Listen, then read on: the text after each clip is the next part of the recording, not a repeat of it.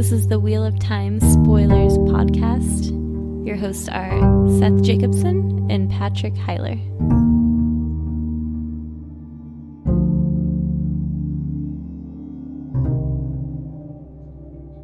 Now we're doing now. That's a weird way to begin that. Now? Well, it's always now, I suppose. When will then be now? The time is now. And we are doing chapter 40, The Web Titans, and our symbol is the Flame of Tarvalin.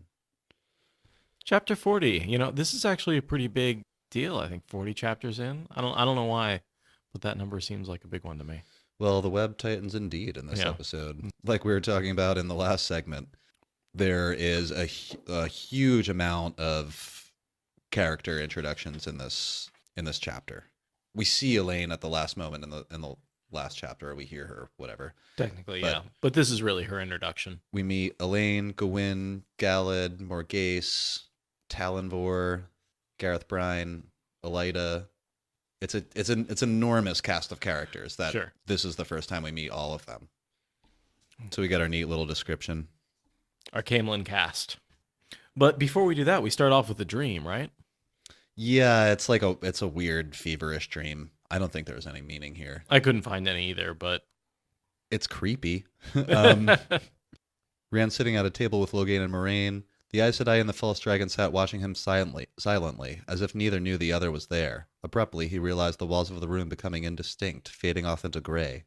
A sense of urgency built in him. Everything was blurring away. When he looked back to the table, Moraine and Logain had vanished, and Belzamon sat there instead. Rand's whole body vibrated with urgency. It hummed inside his head, louder and louder. The hum became a pounding of blood in his ears. With a jerk, he sat up, and immediately groaned and clutched his head.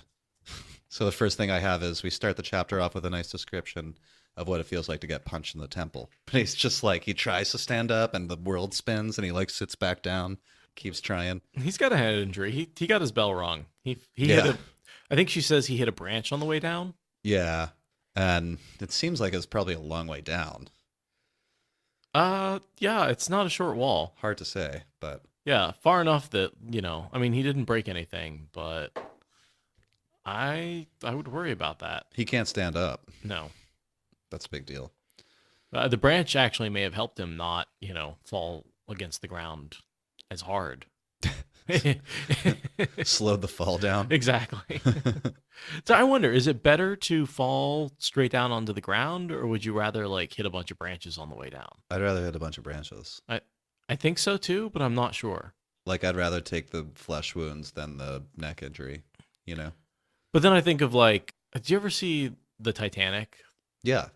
Yeah. Do you remember the scene where the guy falls off and hits the propeller. And hits the propeller and goes flipping? That's always what I think about when I think about hitting the branch on the way down. It's the way his body, I know it's CGI, but the way the body spins. I'm like, would I really want to hit the branches? Maybe not. It depends on how far. How tall is the tree? That's a good question. How far do you drop before you hit the branch? Right. So what do you think? This was probably 10, 15 feet? Something like that. A long distance to fall and slam into the ground, but not really enough to severely injure you. Enough to hurt yourself and get knocked out. Elayne and Gawyn must have been right up next to him because they were in the tree. They watched him climb up the hill and then watched him see Logain. Yeah. And then said something and he fell. Or maybe they even thought he knew they were there. Maybe. I bet. Speculating. Yeah. I doubt it though. Then I have sitting himself with one hand flat on the grass. He looked around slowly. He had to do it slowly. And this place is just a beautiful garden. Yeah. Because Elaida has been using her power to fancy it up a little bit. Yeah, we see Elayne say that directly later, I think, when Rand says, oh my gosh, it's green. But that's when he's being escorted away. He looks up and sees Elayne coming down out of the tree. And the next thing I have, I don't know if you have anything before this, but Rand immediately feels guilty for being infatuated with Elayne right away. I wrote she is a hottie. Gawyn is the prettiest girl he knows, and he's she's just pretty as a queen. pretty as a queen, yeah. And then he like immediately feels guilty because he's like, I'm promised to a queen. But this is the first of many incidents where we see Rand and Egwene sort of drifting apart, as Yeah. they don't really love each other. Certainly they love each other, but not like they don't seem to be destined to be together. Yeah, as possibilities are opening up. Right. And their lives are diverging. I think of it as a bunch of high school kids going off to college, and like, Yeah. it turns out exactly you like that. really don't want to be dating your high school sweetheart when you go to college. I had never really noticed this before, but Elayne flirts with Rand like pretty directly a couple times in this chapter. Oh yeah, she totally has that like nurse thing going on where she like takes care of him and is also And attracted when he's to him. leaving, she's like, She says she thinks he's handsome, right? yeah. One thing that sort of I noticed, she pulls out this healing kit that she has on her, Yeah. which seemed sort of out of character for her. I don't really see Elayne as someone she never really learns to heal with the one power, much more than bruises. She's Yeah. all about mending relationships, but I don't really see her carrying around this like little healing kit any of the time. No. I feel like this is something that's like kind of convenient for the scene, but maybe didn't get carried forward for the character. Gawyn says that she likes wandering around the garden and picking up like stray cats and looking after them and stuff. Birds, I think. Yeah. But we don't really see her act that way later, after her training in Tarvalin anyway. No. I think she's just taking care of him because she thinks he's cute.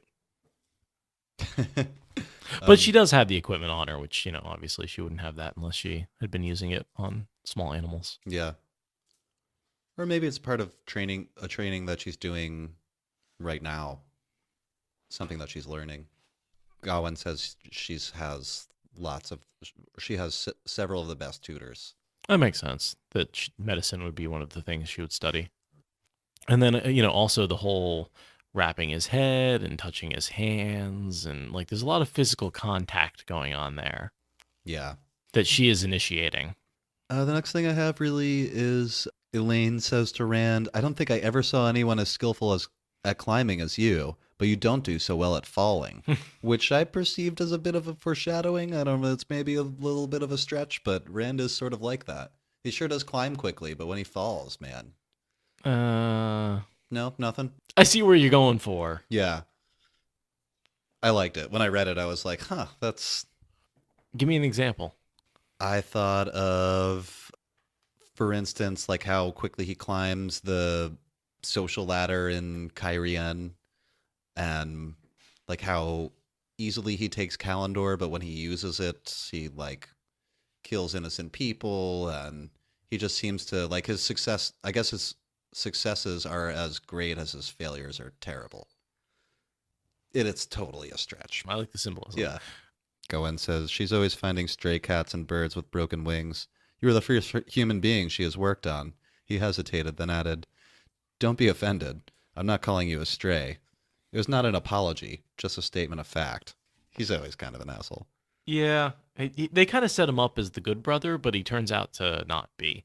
Galad ends up being... kind of the cooler brother.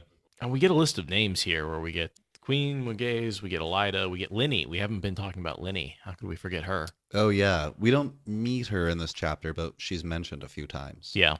And, of course, Gareth Bryne. I liked that Rand tries to refuse the silk bandage because he's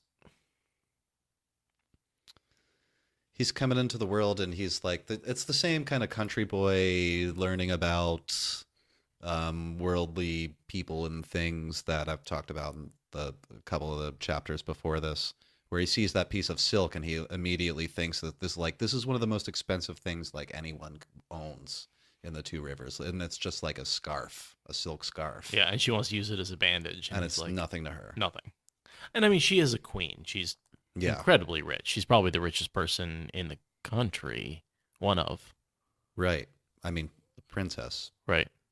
And demonstrations of her rank in this chapter in just a second when she like starts trying to order Talonvor around, which she can do.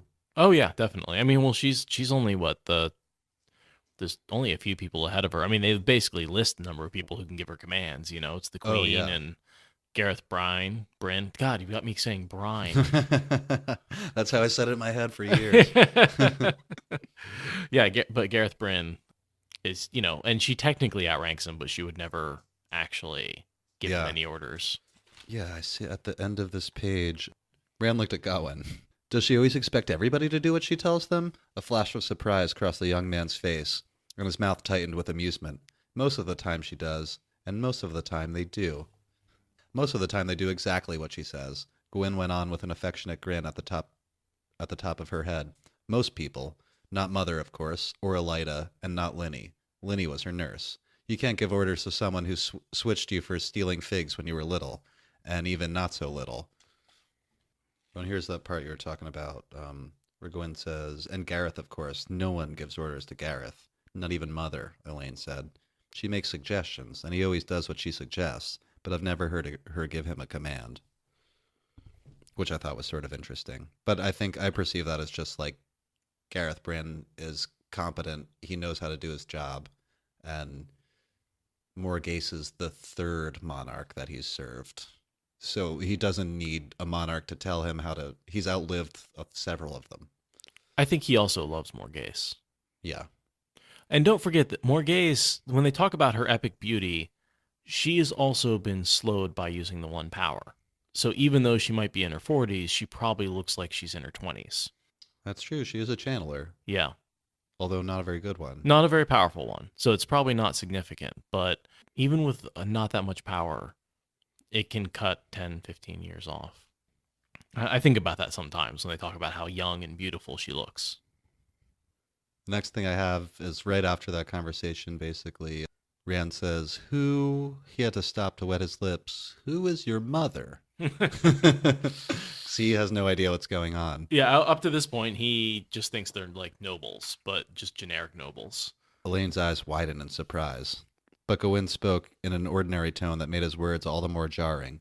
Morgase, by the grace of the light, Queen of Andor, defender of the realm, protector of the people, high seat of House Drakend. The Queen, Rand muttered, shock spreading through him in waves of numbness. For a moment, he thought his head was going to begin spinning again. Don't attract any attention. Just fall into the Queen's garden and let the daughter heir tend your cuts like a hedge doctor. He wanted to laugh, and knew it for the fringes of panic. I liked that scene because I've been there. When things start going wrong and you just start, like, it's almost funny. It's funny. I was going to say, you've been stuck in the Queen's garden? Maybe comparable situations. Like, this couldn't have possibly gone any worse. I just wanted to go to work. I wasn't even supposed to come in today. Interesting. Here, Gawyn recognizes Rand as an Elayne. Right after they ask him his name and like where he's from, and Rand says from Emond's Field, from the Two Rivers, and Gawyn says from the west. Gawyn murmured, very far to the west, and he isn't believing it, or it's hard for him to believe because he looks like he's from far to the east. Right. Because like the people to the west have dark hair, dark eyes. I think it's Morgase that says, oh no, it's Elaida that actually like picks up Rand's shirt sleeve or something like that and looks at his skin, and she says the thing about the hair, the eyes, and she picks up his shirt sleeve and she's like, and your skin's all wrong. No, totally. I don't know that we ever get like a really accurate description of what Emond's Fielders look like, but I think of them as like a little olive-y. Yeah. Yeah. Not super dark or anything, but not like Rand's a ginger.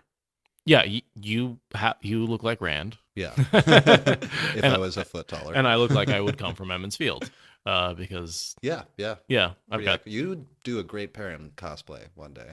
One of these days. Seth's even got the dark beard and stuff. If I let it grow a little bit. Mm-hmm. Jordan Kahn. Just frown and put an axe on your shoulder, and it should pretty much should pretty much do it. Do an axe and a hammer. Yeah, I could do Rand, but if I shaved and I'm like, if I was just like 8 inches taller, it would work really well. But like, I feel like you could also get away with Parrot, with Matt. Yeah, I could. Because Matt really needs he's more about the accoutrements, the hat, the scarf. Yeah.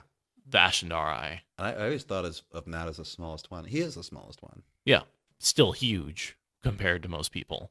You have to work within your limitations of your physical. Like I am 5'8", and that's not going to change. Yeah, I'm not much taller than that. Yeah, so we sort of have to come. But I've also thought about like doing a Bail Domon. Oh, that could be good. Because you just shave your mustache and then like walk around and say, "I do be Bail Domon." Anyway, so we'll have to think about that a little bit more. Maybe. But I'm not shaving. Well, probably not. I don't mind shaving for a costume. I pretty much do it every Halloween. So yeah. Do you Mario? I've got a great Mario costume. Yeah. Be like looking at you and me and being like, yeah, we're from the same village. Like people look at us and be like, no, you're not. Clearly not.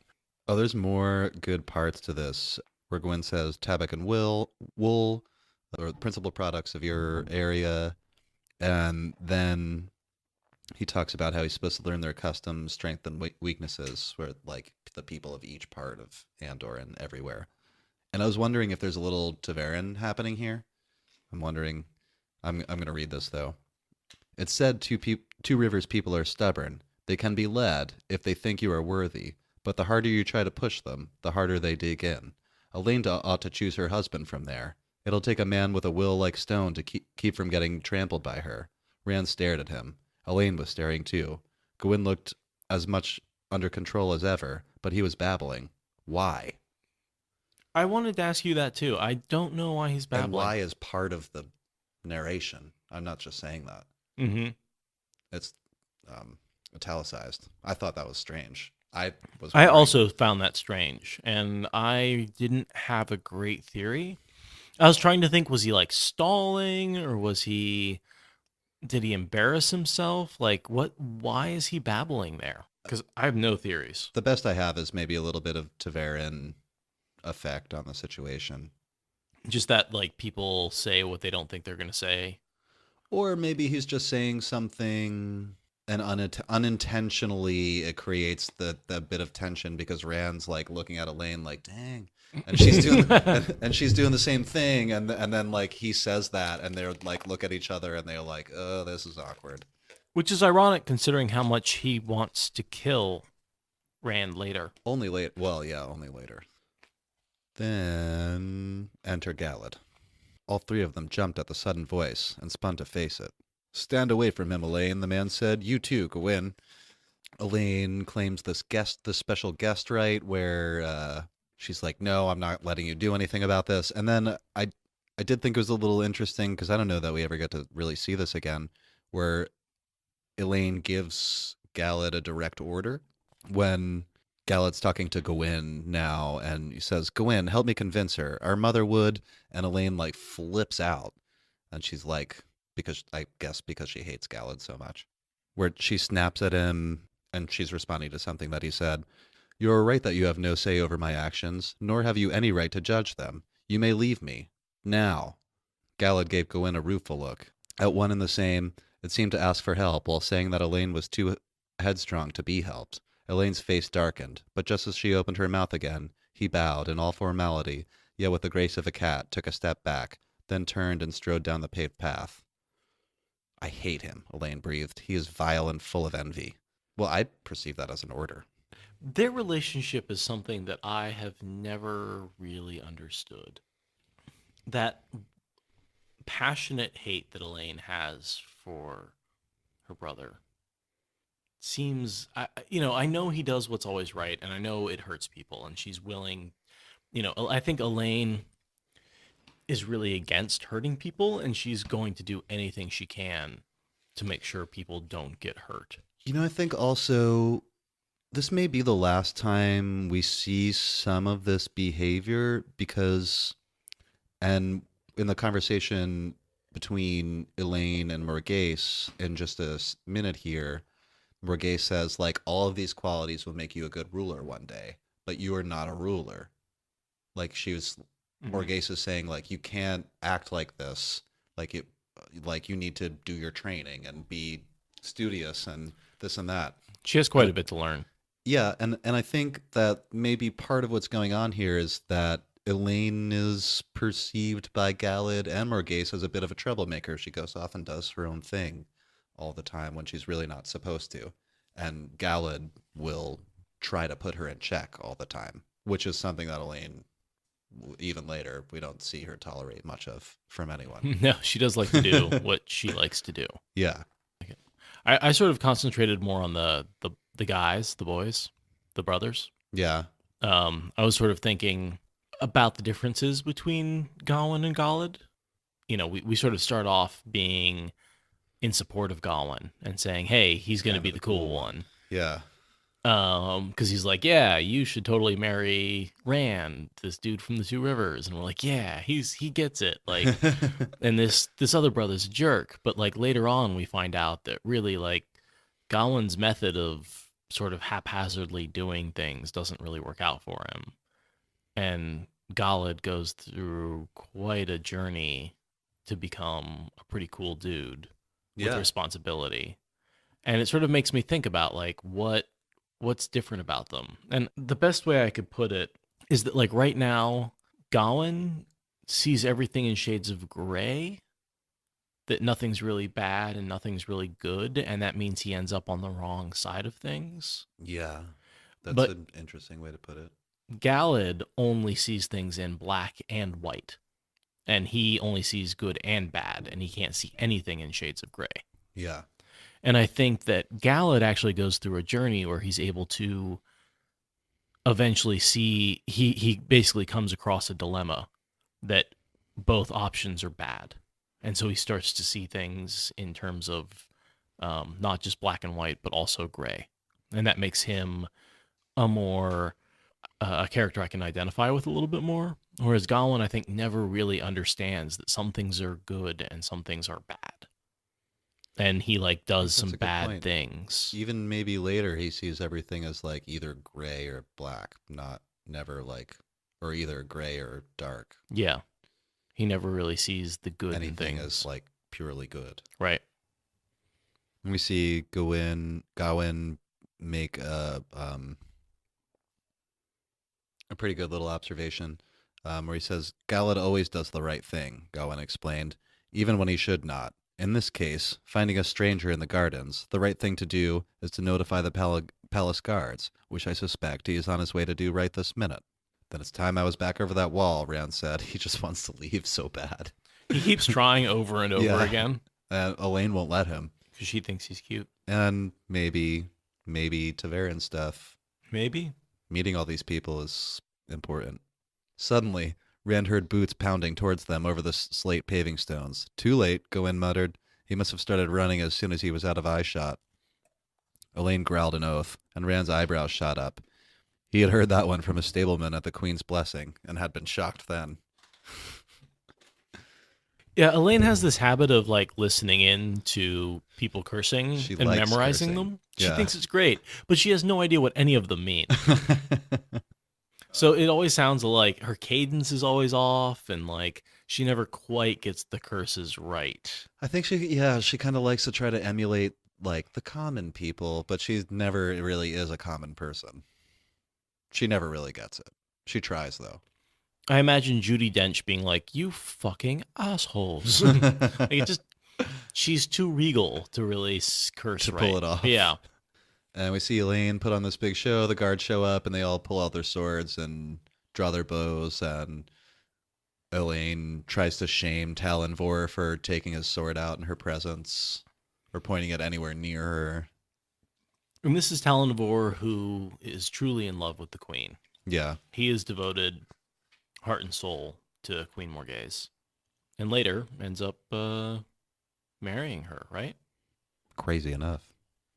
We see Elayne sort of, the move she tries to make doesn't work, where Talonvor is like, no, like these orders come directly from Morgase. Like anyone caught on the palace grounds who isn't allowed to be here, like has to be taken away immediately. Like it doesn't matter what Elayne Traken says. When Morgase Traken says something different. Mm-hmm. Well, and doesn't she like, she's like, yeah, but she's going to be busy with Logain, so Like she tries to pull that one on him. Yeah. And then a messenger arrives and is like, Elayne, see your mother immediately. And she's like, damn it. So her order totally backfires because at that point, Talonvor has an excuse for malicious compliance, which is to do exactly what he was ordered to do by both Morgase and Elayne. The only problem is Elayne doesn't want to do it anymore. So they are about to take Rand away, and Gawyn looks at Rand, or Rand looks a question at Gawyn, it says, and Gawyn understood. Prison, he murmured. Rand's face went white.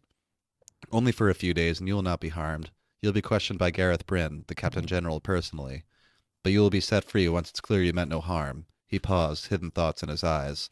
I hope you were telling the truth, Rand Althor from the Two Rivers. And then Elayne pulls the move where she says, you will conduct all three of us to Morgase. Or you'll have to either arrest me and Rand, or which is to say that they would have to wrestle Elayne to the ground and Right. arrest her, which they're not going to obviously impossible. Yeah. Not unless her life's at stake. This is where Rand notices, as they're being escorted away, all three of them, that the garden's green and flowering. I also sort of wonder about, like, Elayne calls it a waste, but, I mean, you're not using up the one power.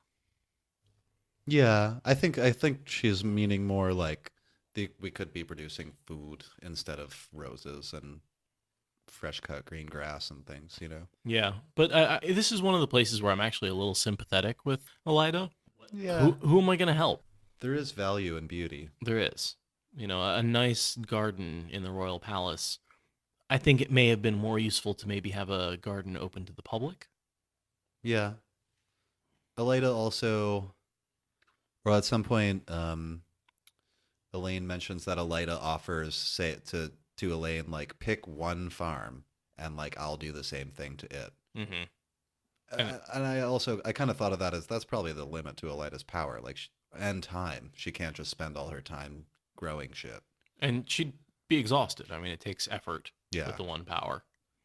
She's like, you can pick one farm. And all Right. But it sort of does show that Elaida cares more for her own comfort than really anything else, because she's really making the garden because she likes to look at flowers.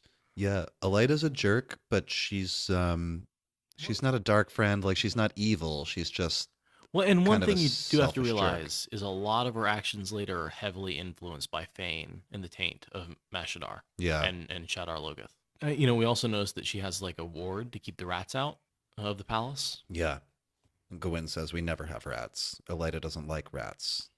Gawyn muttered vaguely.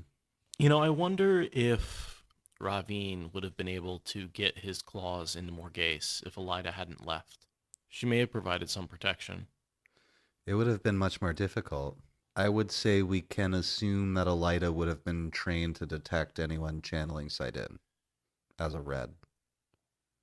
I don't know. Right? Because it can be done. But nobody knows how. They don't know how yet? No, because they try and make Mogedian teach them how to do it. And she's like, tricks them into using a method that like gives them a headache.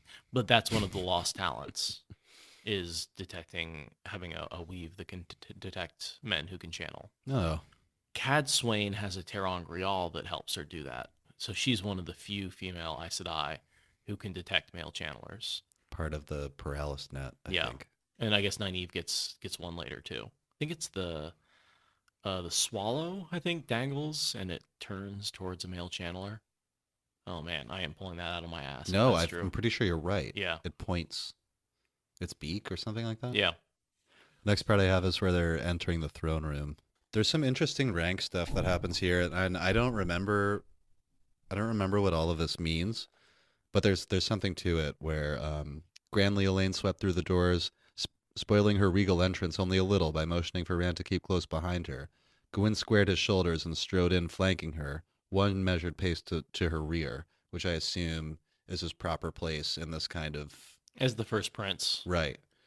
And Rand, who doesn't know what he's doing, Rand followed, uncertainly, keeping level with Gawyn on her other side. With who? With Gawyn. Gawyn, okay. Yeah. So he's basically taking up the first prince position. Like slightly lower than Elayne. Yeah, he's like making himself equivalent with Gawyn. Suddenly, Elayne dropped into a curtsy, simultaneously bowing from the waist and stayed there, holding her skirt wide. Rand gave a start, then hastily emulated Gawyn and the other men, shifting awkwardly until he had it right. Down on his right knee, head bowed, bending forward to press the knuckles of his right hand against the marble tiles. Lan teaches him this later. His left hand resting on the end of his sword hilt. Gawyn, without a sword, put his hand on his dagger the same way. Rand was just congratulating himself on getting it right when he noticed Talonvor, his head still bent, glaring sideways at him from behind his face guard. It's not explained here, but there's something happening. What I'm thinking of is when Lan coaches Rand to meet Suan. And he does all this. Like, he basically has Rand walk in and bow to Suan in a way that would be appropriate for a Gaiden. I thought it was like a Borderland warrior. That could be. Yeah. I thought it was more like a... Oh, yeah, I think... Like a Malkieri. I think maybe Suan smirks when she does all that and says something like, did you let the Gaiden get to him? Yeah. Yeah. Totally. I asked, like, why is Talonvor angry? And that was something I wasn't entirely sure about. But I like your idea that basically Rand is presenting himself as equivalent to the first Prince of Andor. Yeah. And that's really pissing Talonvor off.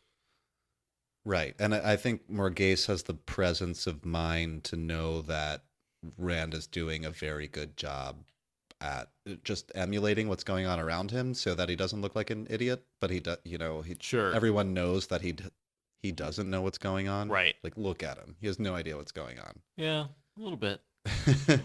Well, yeah, until later. Gareth Bryne definitely says, at least the sword looks like it belongs to him. Yeah, I really liked that part.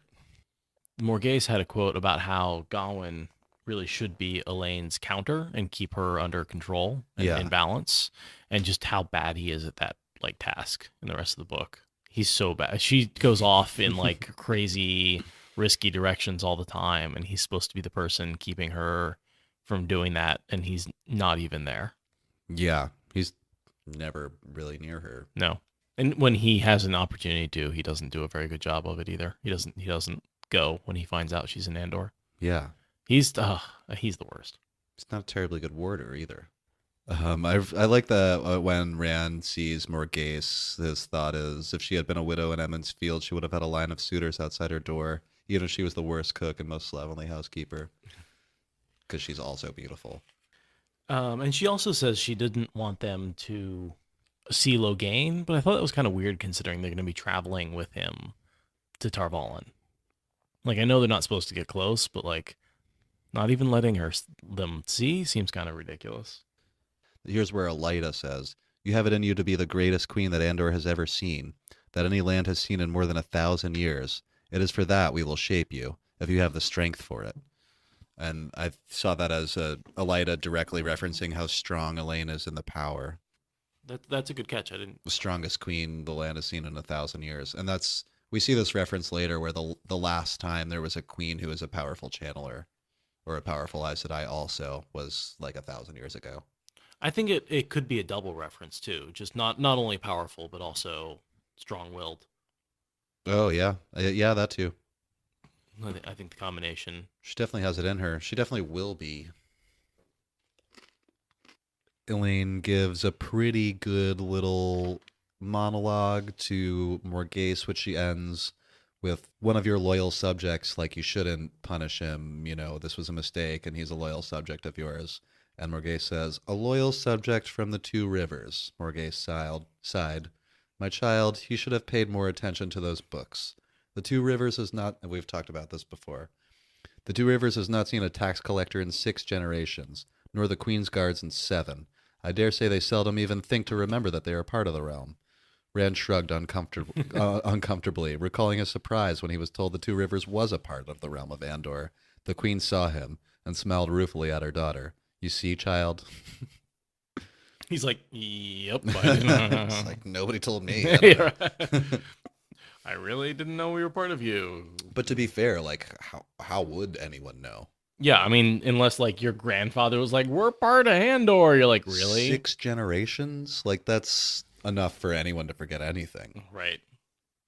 It's 200 years or so, maybe a little less. U.S. isn't much older than that. Yeah. It would be Civil War era. Right. Here's where right after Elaida says, "From the Two Rivers," she said. And With that red in his hair and gray eyes, rivers people are dark of hair and of eye, and they seldom have such height. Her hand darted out to push back his coat sleeve, or such skin. That's what I was talking about earlier. That's one of the few clues I think we actually get to the skin color of people from the two rivers. Right. Which is vague at best. Yeah, just that they're not pale white is basically. Yeah. But that's pretty much everybody else. It's interesting that Elaida, Gareth Bryne, and Morgase all see quite a bit more than Elayne sees. Yeah, there's a lot of perceptiveness. That's what makes this such a cool part. And as Elaida continues to kind of examine him up close, she's like standing next to him now.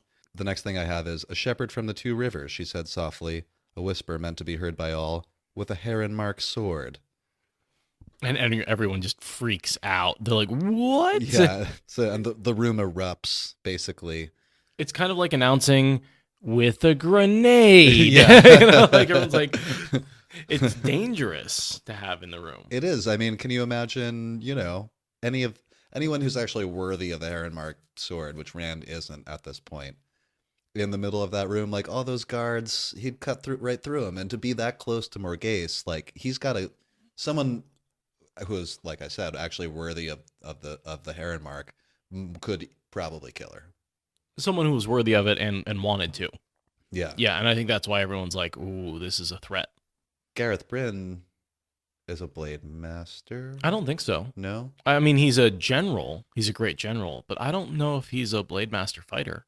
And I think this is the first time another soldier really recognizes the heron marked sword as belonging to Rand, how he's always sort of stood like it belongs to him.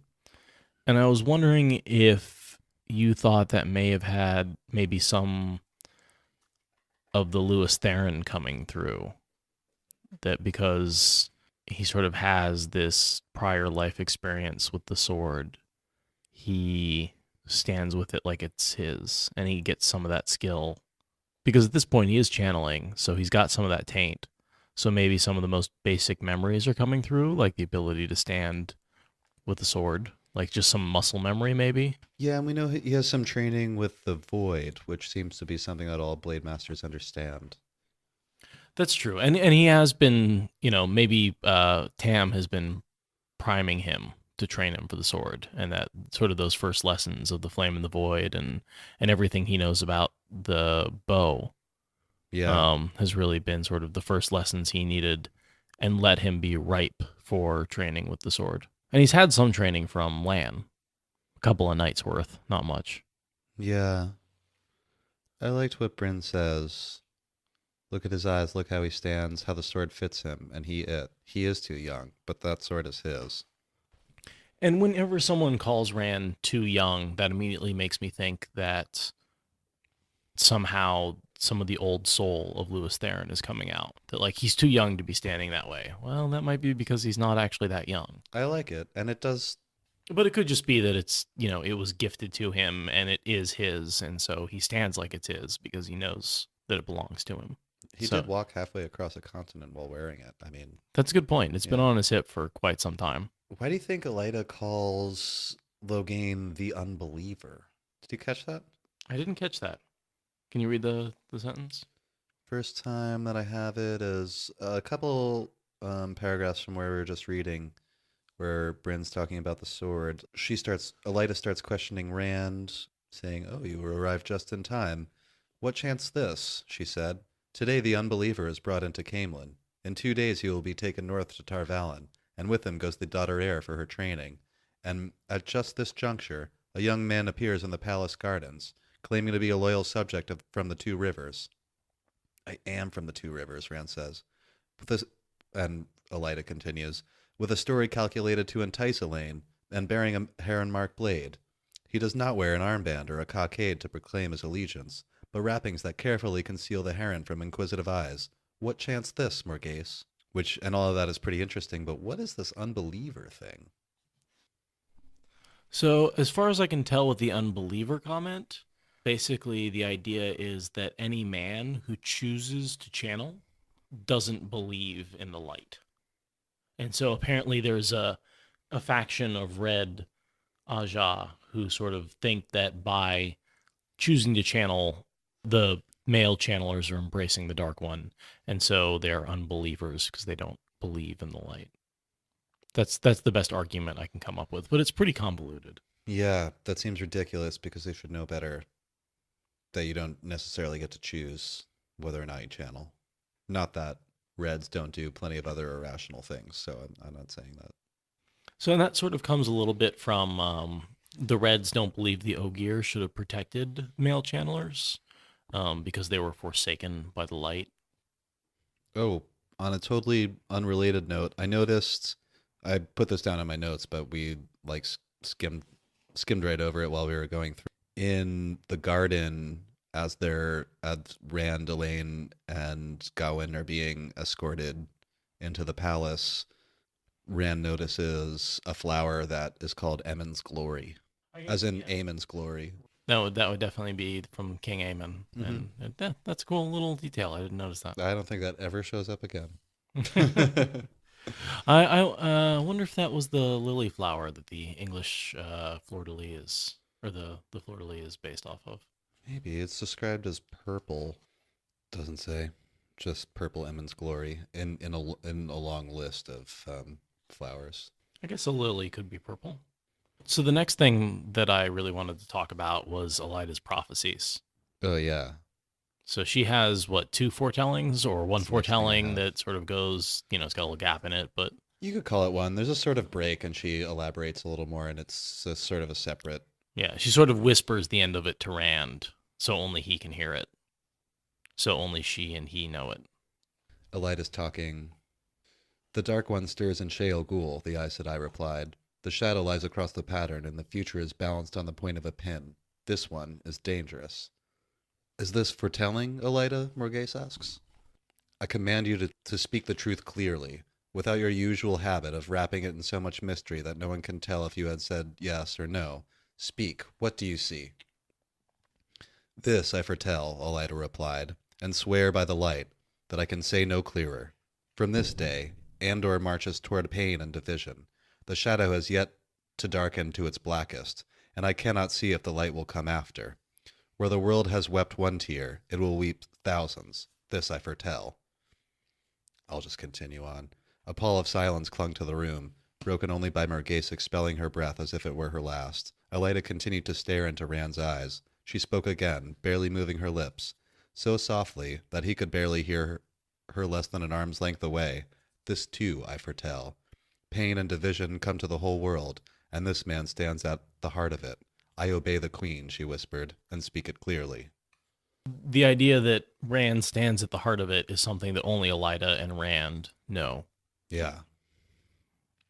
This pain and division is coming. Why does she do that? Because she plans to track him down and take him into custody and to question him. And she spends a couple of days looking for him, but fails to find him. To put him on an Aes Sedai leash, basically. If you will. Something we hear a lot about later. Well, she knows something's going on with him. She later learns that Moraine had him in tow, and that really pisses her off. Yeah.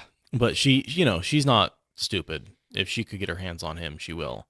And so she's trying to hide just how significant he is so she can use him for her own ends. Makes sense. So in a way, she's trying to lie to the queen without lying to the queen. And she's doing it by only speaking part of the prophecy loud enough for the queen to hear. It's sort of our first lesson in Aes Sedai twisting their words to Morgase lie. Did not instruct her at which volume to speak the truth. Exactly. Just clearly. She spoke it very clearly, just very quietly. Mm-hmm. No, Yeah. You're right. I didn't really catch that when I was reading through it. Yeah. Elaida's definitely manipulating the truth here, making it dance, as Aes Sedai tend to do. Yeah. It's a great example of it. And then, yeah, she sends folks out to look for him as soon as she gets the chance. Because she's going to take him into custody, but Morgase keeps her from leaving.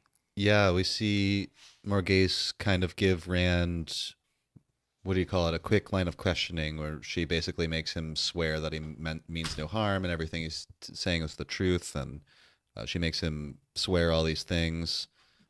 And she finally says, "Do you mean harm to the throne of Andor, or to my daughter, or my son?" Her tone said that the last two would gain him even shorter shrift than the first.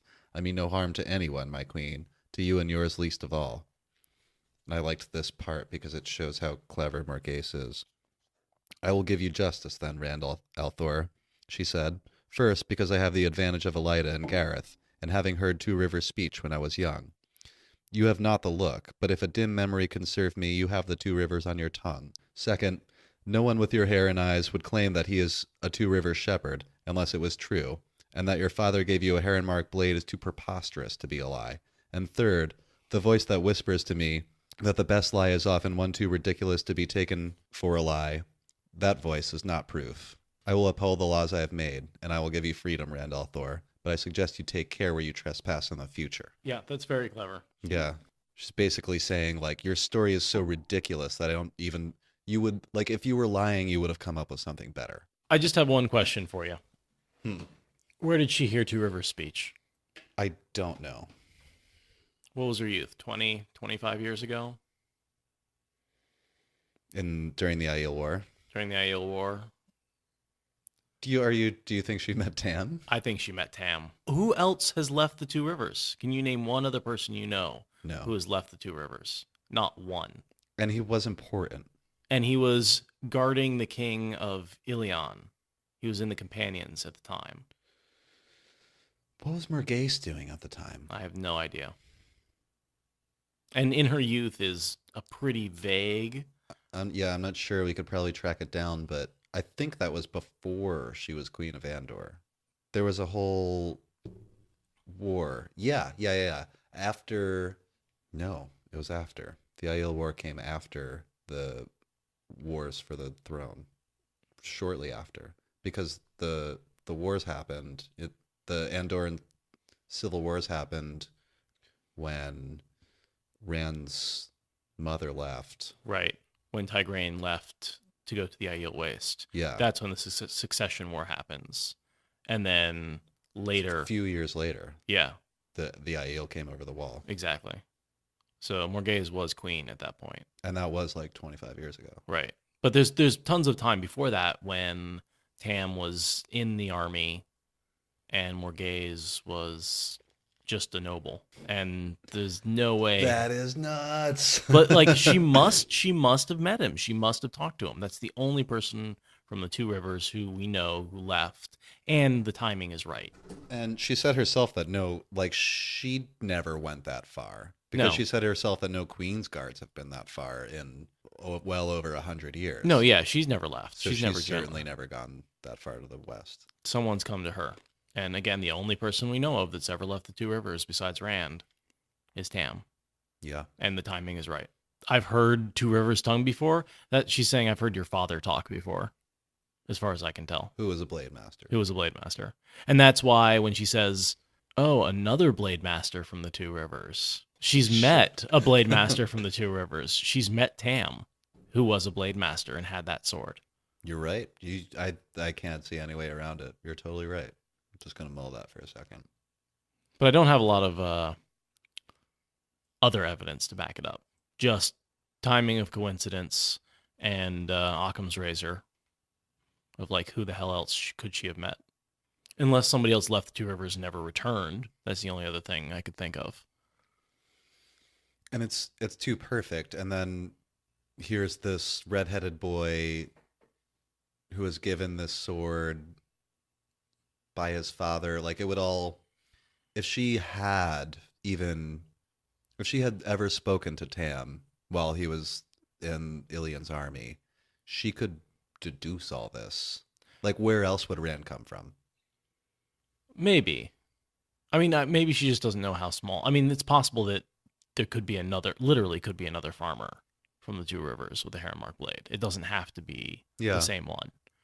And she certainly doesn't tell her that, I mean, Rand looks nothing like his father because they're not blood related. Right. So she has no way of looking at him and seeing the father. That's crazy, man. Yeah. I like it, though. I'm sticking with it. That's all I have until they get until Gawyn escorts Rand out. Yeah. Do we talk about the fact that Galad and Rand are half brothers, and this is where they meet for the first time. Not that this is where they meet for the first time, but we've talked about the lineage. Did we do it like in an this episode or two ago? Okay. I just want to bring it up again since they're meeting. Just they shared a mother. The same mother, yeah. Galad is also tall and pretty. Yeah. Oh. Yeah, they share that. Yeah. Rand's got a little bit of Galad's prettiness in him. Totally. It's never like directly. I don't think at any point we see anyone, or we see Rand described as beautiful in the way that Galad is in a couple of different points, like in this chapter. I think. But he's definitely described as good looking. Well, we see the reaction to like when Rand and Matt were traveling, like the farm girl that Elsie Grinwall. Yeah. Else Grinwall. It's like not all over Matt, she's all over Rand, and this happens. Yeah, and it's hard to separate like what he obviously has land fear after him. He's got but how much of that is power? How much of that is attractiveness? How much of that is he trips and falls in front of the daughter heir of Andor, and she's like, "You're cute." Yeah, exactly. Right? Yeah, I mean, he must be. I mean, let's be honest. This is a lot of attractive people hanging out together. Well, yeah. I mean, like everything else, these people, they do have a bit of the men are tall, the women are buxom. Yeah. Everybody's pretty. There's a little bit of artificial perfection going on with these characters. They're heroes. I wonder how much the physical beauty is tied to the power in the one power. So I know it's not directly tied, but I sort of think of them as like, people who are powerful in one power tend to be better looking. They tend to learn things faster. They tend to be youthful and healthy. Youthful. Looking. Yeah, exactly. I guess, and we do get a lot of examples of Aes Sedai who are not necessarily attractive, but all of our main characters definitely are. And the ones who aren't get stilled, and then they become young and attractive. And yeah, the last thing I have for this chapter is where Gawyn says, "Wrap a shufar around your head, and you'd be the image of an Elayne." Yeah. And I think this is where it really hits home to Rand that he looks just like an Elayne. Yeah. Because he just had Loyal, the Ogier, mistake him for one. Mm-hmm. Up to this point, he's definitely had the idea that maybe he's not his father's son, but he didn't have the idea that he looked like an Elayne. That's been said to him 3 or 4 times now in short succession. Yeah. And Morgase and Elaida don't say he looks like an Elayne, but they say he does not look like he's from the Two Rivers. Right. And that's why Rand follows up with Gawyn, like, what were they going to say I looked like? And he's like, you look like an Elayne. Of course, he also does look a little bit like Tigraine. Yeah. I imagine he's like a redheaded Galad. That's the way I was kind of picturing. Yeah, definitely. A redheaded, blue-eyed, or gray-eyed. Yeah. Galad. Yeah, and maybe less of a feminine face and more of a like sort of chiseled jaw. Less like I figure Galad as more of a pretty face.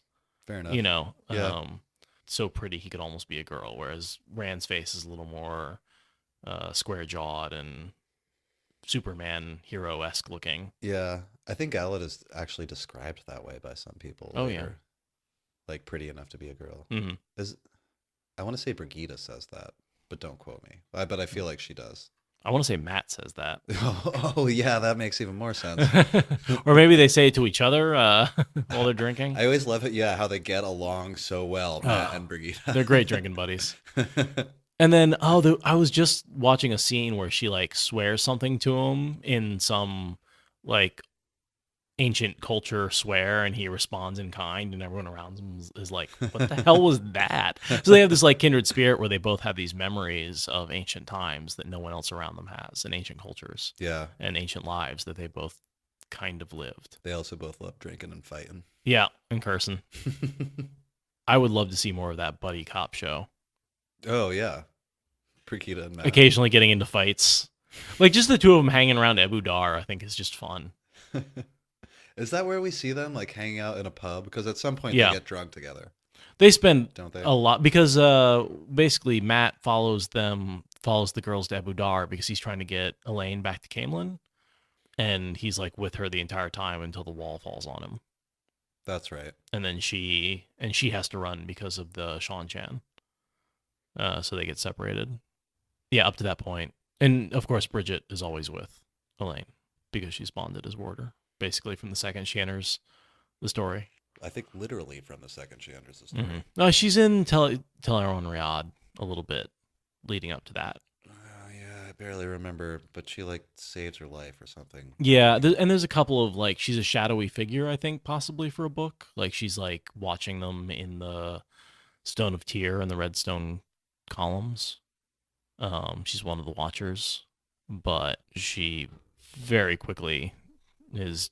Once she becomes involved, she is thrown out by, is it Lanfear or Grendel? I think it's Grendel. Throws her out of the, tears her out of the Teleron Riyadh and makes her mortal. Yeah. I think it's Grendel. Honestly, Grendel scares me. She is one of the most effective of all the Forsaken. Her and Demandred really are the two that actually accomplish things. Yeah. I mean, Ishmael. I think of him as something separate from the Forsaken. I always think of him as sort of like, he's Niblis. Yeah. Oh my God, I saw a meme the other day that's like a picture of the stapler guy from Office Space, and it's him like awkwardly looking at the camera, and it says underneath, "I was promised Niblis." There's some pretty good Wheel of Time memes out there. I was never a big part of the internet fan community, which I guess is a little ironic now that we're a part of the internet fan community. Yeah, I guess we are, aren't we? Yeah, I mean, yeah. The only way podcasts are possible. I mean, I guess podcasting is part of the internet. Like it's delivered over the internet. I sort of think of it as separate because it's a podcasting. Otherwise, we'd thing. have to mail out cassette tapes. Or something.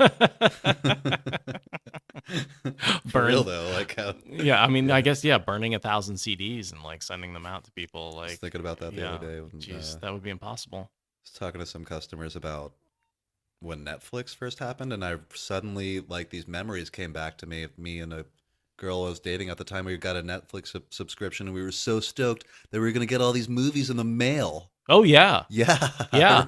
I forgot about that, but like you would set up a list that online. You set up a list, and like they'd send you like 3 or something, and we'd watch them and mail them back and get the. You could pay for different tiers. So the cheapest tier was like you'd get one, and then you could send it back. And then there was a tier where you could like have one and have one in the mail. And then there was the 3 tier, which is what most people got because that was like made the most sense. Yeah, I guess that's what we had because that's what I remember. And that was like the $10 a month one or the $8 a month one. And that's what turned into the subscription. In college, everyone was getting the DVDs and ripping them and sending them back. And we had like a rotation going. And like, because you'd basically try and rip them as quickly as possible so you could send them back. So you wouldn't necessarily be watching them. You just had them on your computer. Okay. And that's when like you could get hard drives over 1 gigabyte and you could actually store multiple movies and stuff like that. Yeah. That's when having a CD burner was so important because you could rip a movie down to 700 megabytes and then burn it to a CD. And because hard drive space was really expensive and 700 megabytes was a big chunk of it. Because I think I had like a 10 gig hard drive. I had friends that did that with music a lot. You can order anything from the library and you can get a bunch at the same time, including music. Nice. Like I didn't CDs. know that. Yeah. So I would have friends that would just like get as many as they could and just rip all of them, bring it back, do it again, fill up hard drives full of music. I remember when I thought that was going to be like my movie collection was going to be like something I kept for the rest of my life. Now, if I went back and actually watched those rips, the quality is so bad that they're almost unwatchable. Oh yeah, and there's like, I mean, people still collect stuff like that, but I see that as like, there's no point. Like I can watch any movie I want at any time. Pretty much. Right. It doesn't really, why keep it? No, I'm right there with you. Streaming killed the radio star. Yeah. It's really, I mean, streaming killed the hard drive star. Yeah. I have no desire to keep a collection of media anymore. I don't even keep music because I just stream it when I want it. Yeah, the only thing but I keep a digital collection of books. That's a little different. Yeah. And it's not as easy to find. Yeah, but you know, with Audible, I'm an Audible subscriber. Yeah, I've been thinking about it. You get 1 book a month. Well, I've been doing it now for like 8-9 months. That's 8-9 audio books that I can go back. Like the collection is starting to grow to a point where, but I'm not like storing it anywhere. How does it work? You get one free a month, and then you have to pay for the rest, or Well, you pay a subscription fee. So it's you pay, I think it's $15 a month, and you get one credit, and you can buy any book with a credit. The problem is some books are cheaper than $15, but most books are more than, right? I mean, some books are up to like $40, $50 if you were to buy them straight out. So taking that one credit and then buying a book with it is way cheaper than like actually buying the audiobooks. Oh. So there's an intermediary. You don't buy books, you buy credits, and then you use the credits to buy books. But it's pretty consistent. One credit is one book. Or you can buy the book straight out. I think I bought like some of Sanderson's short stories. I think I bought Legion. It was like $2 or something like that. And rather than like spending one of my monthly credits on it, and so I just spent the $2 and got that. And then once you buy it, I've pre-ordered Oathbringer, Sanderson. That sounds really good. I ordered all of N.K. Jemison's Broken Earth series. That's in there. You know, a bunch of my favorite podcasters get paid to have this conversation. Just pointing that out, Audible. Just saying. What's up? Hey.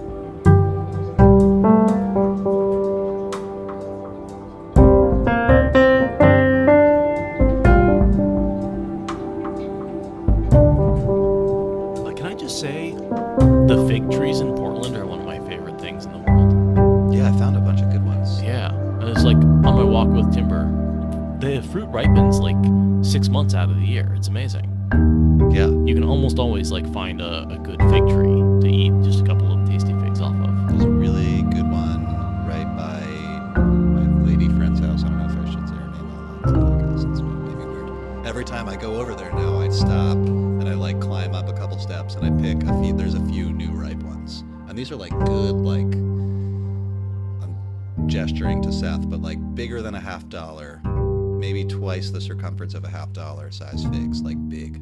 Lenny would switch you for doing that. Yeah, that's not on her property. They're like one of her neighbors. But, you know, it's like one of those gray areas where it's like the grassy part on the other side of the sidewalk from the house. And I'm like, they even have a fence. So I like, I don't know. I just do it. Didn't we got caught stealing plums from that tree that one time? We were walking over here to record. We were just walking down the street with Timber. And we just stopped under this tree and started eating plums. And we looked over at the house, and there was a woman standing on the porch. Like, sorry. We're grown men. She was like, it's okay. Everybody does it.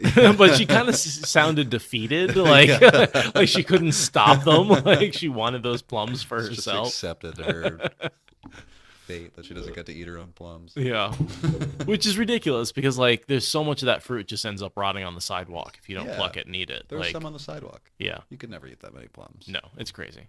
And you can they more ripen every day, and people never pick their fruit in the city. Yeah. One of my favorite things to do is go fruit picking and then make something alcoholic out of it. That's true. Because all you have to do is juice it and throw some yeast in it, and you have some sort of cider. Yeah, you made that big batch of cider one time from our neighbor's tree. Yeah, that was good. I like the hop cider too sometimes. But if you're using wild trees, there's enough flavor in the apples that you really don't have to. I can hardly remember what it tasted like. I remember drinking it. Yeah. Yeah. I miss having test subjects for all my alcohol. I know we've mentioned a bunch of times that me and Seth used to rent houses together. It's like kind of how we met. But for a while there, we like lived in a pretty big house with, you know, a bunch of roommates. So there were people in and out all the time. We had a kegerator that was like pretty much always full of some kind of booze. Mm-hmm. Yeah, and I was brewing probably 5 gallons a week. Yeah, was it every other week? Probably every other week. Yeah, but sometimes I do 2 brews. But yeah, it was probably 5 gallons every other week, and we were going through it. Yeah. So it was a good way to test and perfect, and an excuse to actually make that much booze. Right. Because otherwise, there's no way. Oh, did I tell you I got tackled by cops the other day? What? Yeah, there was a protest downtown because Jeff Sessions was in Portland. Oh, yeah, I read a news article about it. But Yeah, and so there was cops had basically blocked off all the streets, and I worked downtown, so I popped out from the parking garage on my bike, and I was behind police tape. And so, like, I was trying to cross the police tape, and, like, one cop jumped in front of me and was like, you need to get off the sidewalk, you can use the street. And so I turned to go into the street, but there was a car right there. So I had to go in front of the car, and apparently, like, that meant I was advancing on the sidewalk. And so not the cop in front of me, but one of his buddies tackled me. Are you serious? I'm serious. Like, he didn't knock me over, but he, like, bear hugged me and, like, pushed you back or whatever. Me, yeah. Like, came from behind me, like, grabbed me and was like, you're not going that way. I was like, dude. It was... So I called him an asshole a few times and biked away. Oh, that's... I don't know. Scared the crap out of me. Yeah. I was just trying to go home. And I have not had good luck with cops. Yeah, I mean... I'm not a huge fan, but that is what their job is. I know. To be assholes. It is. It's the whole point. I get it. Yeah. But, it's like, I'm just trying to leave work. Like, you've roped off my exit. Yeah, I feel like they should have noticed. I mean, and, like, there was definitely, like, I was going maybe a direction they didn't want me to go, but, like, it was so confusing that I wasn't sure. Like, because I could go that way, I just had to be in the street. They definitely get a little extra tense when there's a huge crowd they have to control. Yeah. Yeah, that's the other thing. But, like, it was early still. Anyway. Yeah. Yeah. Jeff Sessions. Jeez. I can't believe... Why did he come to Portland? Like, that's something to talk trash about Portland being a sanctuary city. Oh. The article that I read actually was mostly about pointing out how ironic it was. Like, he was speaking in this room where new immigrants are sworn in as citizens, and he was, like, doing this anti-immigrant thing and not noticing the irony. Thank you for listening to the Wheel of Time Spoilers podcast. Rate us in the Apple Podcast app or support us on Patreon. Is that good enough?